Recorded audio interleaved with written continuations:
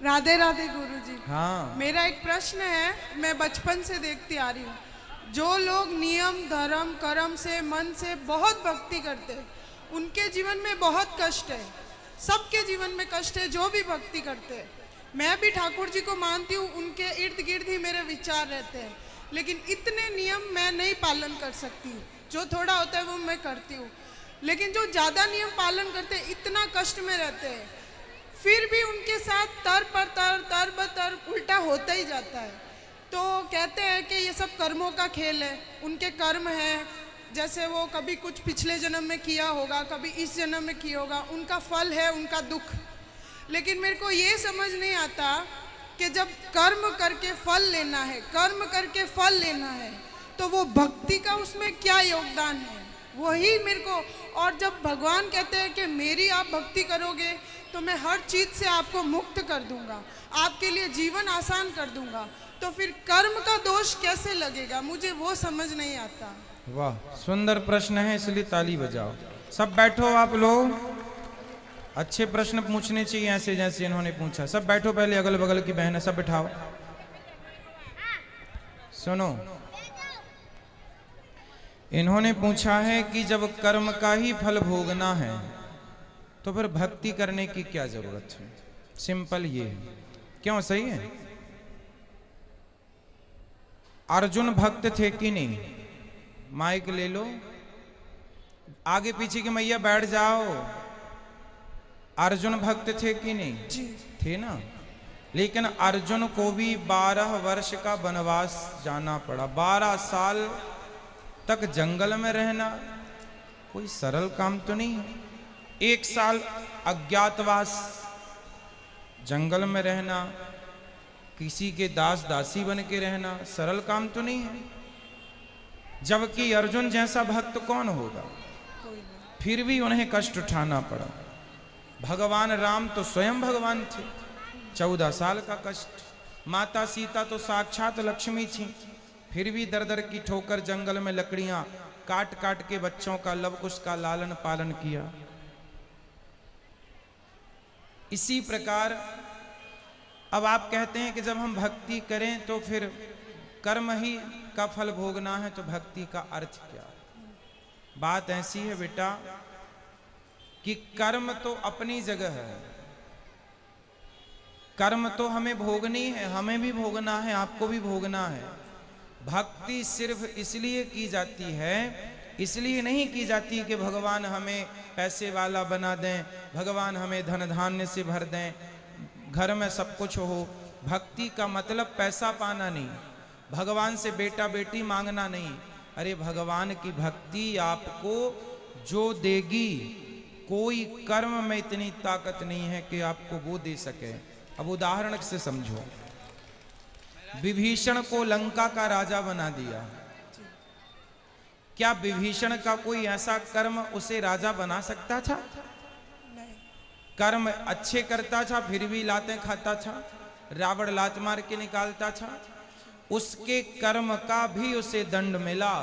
पर भगवान की भक्ति जो की, उस भक्ति का भी फल, कर्मों का फल यदि मिलता है तो भक्ति का फल भी मिलता है। थोड़ा सा देर है।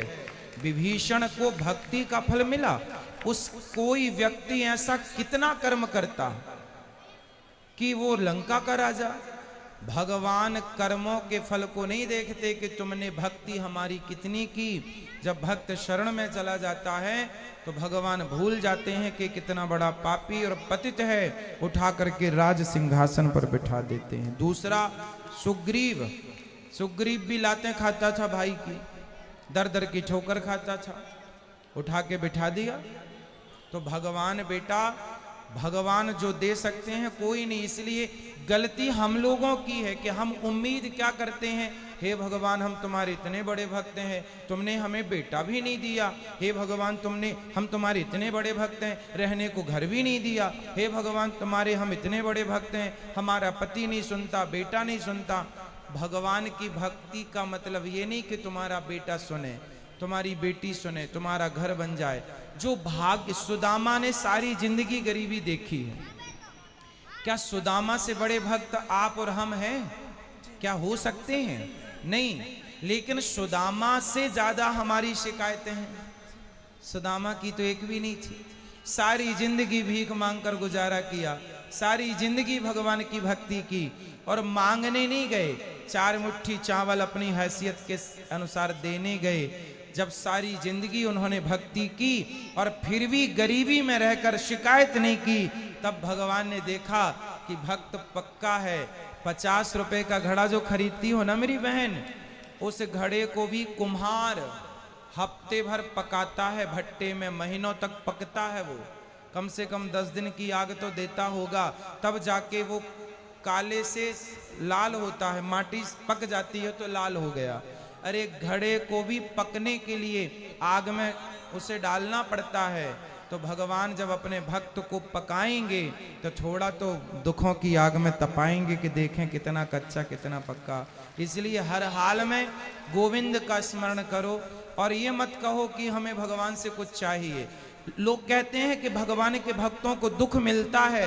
अरे जो भगवान का सच्चा भक्त हो जाएगा उसे पता ही नहीं चलेगा कि दुख क्या चीज है, उसे तो सुख ही मिलेगा। गोपियों को भगवान की याद में रोने में भी सुख था, कैसे कहें हम कि ये दुख था। इसलिए जो हो गया उनका वो दुख तो है ही नहीं। दुख तो वो लोग दुखी हैं जो कोठी बंगलों में रहकर भी जो ईश्वर को भूला पड़ा है वो सब दुखी हैं, और जो ईश्वर की शरण में है याद कर रहे हैं सब सुखी हैं। अब उस सुख को आप दुख मान रहे हैं वो अलग विषय है। इच्छाएं ज्यादा है ना बेटा आपके अंदर, इसलिए वो इच्छाएं आपको दुखी बनाती रहती। इच्छाएं छोड़ के एक बार शरण में चले जाओ, वो कभी ना पाया होगा आपने जो शरण में जाकर के प्राप्त हो जाएगा। एक बार सच्चे होकर जाना। गुरुजी एक प्रश्न और है, जैसे मैं आसपास देखती हूँ, मेरे आसपास जीवन में भी देखती हूँ, जो भक्त है चलो उनका मैं समझ गई कि वो दुख है क्यों है, भक्ति का क्या महत्व है, लेकिन जो भक्त को दुख दे रहा है, जो उसको गाली दे रहा है, उसको उस चीज़ का एहसास भी नहीं होता। मुझे नहीं समझ आता वो क्या सोचता है, वो ऐसा क्यों करता है, और उसका पूरा जीवन अच्छे से चल रहा होता है और वो भक्त रो रहा होता है, और उसका पूरा जीवन अच्छे से चलेगा। अगर उसको सजा मिलेगी तो वो भी मरने से कुछ दिन पहले, तो उसका जीवन तो मज़े से गया, और भक्त का पूरा जीवन रोने में या कष्ट में तकलीफ में गया। तो फिर उसका भक्ति न करना या करना, उसमें क्या उसमें अंतर हो गया। फिर वो तो दुख दे के मज़े कर रहा है, अंत में 4 दिन भुगत लिया और फिर चल लिया। वो बेचारा भक्त पूरा टाइम रोता रहता है, गाली जो खाता भक्त होता है ना बेटा, आप किसी भक्त को जाकर पत्थर मारिए, आप किसी भक्त को जाकर के लाठी और जूते से मारिए, तो मारने वाले की तरफ भक्त जब देखता है ना तो वो ईश्वर से प्रार्थना करने लगता है, हे भगवान इसने मुझे जूते मारे हैं, हे भगवान इसने मुझे पत्थर और लाठियां मारी हैं, हे भगवान इसे क्षमा कर देना। क्योंकि भगवान बड़े गुस्से में आ जाते हैं जब कोई भक्त को मारता है। पर वो भक्त, आज की कथा सुनी आपने, द्रौपदी के 5 बेटों को मार डाला था अश्वत्थामा ने, और भगवान ने पूछा कि बता क्या करूं इसके साथ, तो द्रौपदी ने क्या कहा, छोड़ दो छोड़ दो। कोई भक्त यदि बदले की भावना रखे बैठा है तो भक्त हो ही नहीं सकता। भक्त तो ये चाहता है कि इसने गलती की है पर भगवान इस पर क्षमा करना, और भगवान क्षमा करते नहीं हैं। विभीषण को लात मारा रावण ने, मारा लात मारा भगवान ने, भगवान को भक्त को भगवान ने कहा रावण तुमने मेरी छाती में लात मारे होते ना मैं तुम्हें माफ कर देता, तुमने भक्त को मारा है इसलिए माफ नहीं सर्वनाश करूंगा, कर दिया। एक बात बताओ कि जब तक रावण ने विभीषण को लात नहीं मारा तब तक राम जी ने लंका में एक भी बाण छोड़ा हो, एक भी नुकसान किया हो लंका का, तो मुझे बताओ। रावण ने सीता मां को चुराया, जयंत ने सीता मां के चरणों में चोंच मारी थी तो बाण छोड़ दिया था, त्रैलोक्य में जयंत को बचाने वाला नहीं मिला, चरणों में चोंच मारी थी केवल, और रावण तो पूरी सीता उठा कर ले गया। तो क्या राम जी बाण वहीं से बैठे बैठे ना मार देते, रावण तो मर जाता। लेकिन नहीं, राम जी ने कहा कि रावण भले मेरी पत्नी का हरण किया हो, लेकिन मेरे भक्त को रोटी खिलाता है विभीषण को, इसलिए मैं बाल भी बांका नहीं करूंगा। लेकिन जब उस भक्त को लात मारा तो राम जी ने सर्वनाश कर दिया। भगवान कहते हैं तुम मुझे लात मार दो, सह लूंगा, मेरे भक्तों को मारोगे विनाश कर दूंगा। इसलिए मेरी बहन, आप जो कह रही हैं कि भक्तों का अपमान करके लोग मजे से रहते हैं, नहीं, उनको जब मिलेगा ना दंड, भगवान थोड़ा सा देर, God mills grind slow but sure, ईश्वर थोड़ा धीरे चक्की चलाते हैं। पिसता है उनके घर आटा धीरे, पर पिसता जरूर है। हिसाब तो पाई पाई का रखते हैं ना भगवान। जब देंगे ना तो खूब नानी याद आएगी। और आप ये मत सोचो जैसे मैंने, आप भक्त हो और मैंने आज आपको अपमानित किया, आपको मारा मैंने, तो आप तो भक्त हैं, आप तो मेरे से कोई ना कुछ ना कहेंगे और मैं तो मौत से रह रहा हूं। लेकिन मेरे जीवन के आखिरी तक और जो अगला जन्म होगा, वो सारे जन्म में इस जन्म का ये दंड भोगना पड़ेगा। कोई अंधा है, कोई लंगड़ा है, कोई बहरा है, क्यों है?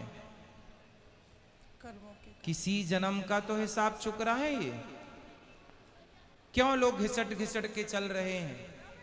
क्यों चप्पल पांव में ना पहन के हाथ में पहनना पड़ रहा है? ये आज का ही कर्म दंड थोड़ी है, ये किसी ना किसी जन्म का कर्म दंड ही तो भोग रहा है। तो ईश्वर के घर देर है, अंधेर एक प्रश्न और लास्ट, जैसे भगवान कर्म की सजा देते हैं, उसको सजा मिल रही है, वो पूरा जीवन सजा ले रहा है, लेकिन उसको ये ज्ञात ही नहीं है कि उसको सजा क्यों मिल रही है और वो गाली दे रहा है, तो उस सजा का क्या फायदा? ज्ञान नहीं हो सकता बेटा, ये तुम्हारे और हमारे हाथ में नहीं है, यही तो ईश्वर के हाथ में है। मिलेगा बस, ये श्योर है, ये कन्फर्म है, बट ये नहीं कन्फर्म है कि आपको किस दंड पाप का। भीष्म पितामह को बाणों की सैया मिली। भीष्म पितामह ने कहा कि मैंने तो कोई पाप नहीं किया, मैंने तो कोई अपराध नहीं किया, मैं तो अपने 20 जन्म पुराना मैं जानता हूं। भगवान ने कहा 20 जन्म तक तो जानते हो, 20 जन्म के पहले 21वां जन्म देख लेते तो मिल जाता। एक सांप को कांटों के ढेर में फेंक दिया था 21 जन्म पहले, उसका दंड आज मिल रहा है भीष्म पितामह को। तो हमारी और आपकी सोच, हमारी और आपकी बुद्धि से ईश्वर का न्याय परे है। महाराज जी, जैसे मेरे जीवन में है, मेरे साथ कुछ बुरा होगा, कुछ समय के लिए बुरा लगेगा, लेकिन मैं सोचूंगी कि शायद ये मेरे कुछ कर्मों की सजा है, फिर मैं माफ़ी भी मांगूंगी, तो क्या मुझे वो माफ़ी मिलेगी उस भाव के साथ, उस फील के साथ? यदि हमने कोई अपराध किया हो और हम सिर्फ भगवान की शरण में चले जाएं, तो भगवान कहते हैं सन्मुख होहि जीव मोहि जबहि, जन्म कोटि अघनासहि तबहि। अघ मीन्स पाप। जो मेरे सन्मुख आकर मेरा हो जाता है, मेरे में आत्मसमर्पण कर देता है, मैं उसका हो जाता हूं और उसके सारे अपराधों को क्षमा कर देता हूं।